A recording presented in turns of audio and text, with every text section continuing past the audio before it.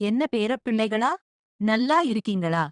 உங்க பாட்டி நான் இன்னைக்கு 2045ல 2045ல இருந்து பேசுறேன்.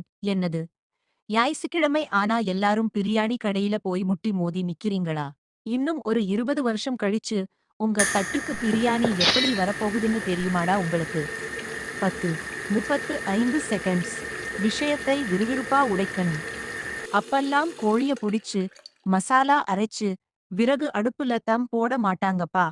நேரா கிச்சன்ல இருக்கிற அந்த 3D பிரிண்டர் மெஷின்ல போய் சிக்கன் பிரியாணி அப்படின்னு டைப் பண்ணுவீங்க. அவ்வளவுதான். 5 நிமிஷத்துல லேப்ல செஞ்ச 3D சிக்கன் பிரியாணி தட்டுல வந்து விழும். ஆனா ஒண்ணு, டேஸ்ட் அப்படியே அசலா நம்ம திண்டுக்கல் பிரியாணி மாதிரியே இருக்கும். ஆனா சமைக்க போறது இந்த பாட்டி இல்ல. ஒரு robot chef. 35, 50 seconds suspense and follow பண்ண வைக்கிறது. என்னடா பாட்டி கதை விடுறான்னு பாக்குறீங்களா? உலகம் முழுக்க சாப்பாடு விஷயம் எப்படி எல்லாம் மாறப்போகுதுன்னு இந்த பாட்டி உங்களுக்கு தினமும் வந்து சொல்லப் போறேன். எதிர்காலத்துல நாம என்னென்ன சாப்பிட போறோம்னு தெரிஞ்சுக்க. உடனே நம்ம ஏஐ ஃபுட் டைம்ஸை ஃபாலோ பண்ணி வச்சுக்கோங்க. அப்புறம் அந்த லைக் பட்டனை கொஞ்சம் தட்டிவிட்டு போங்கடா பேர பிள்ளைகளா.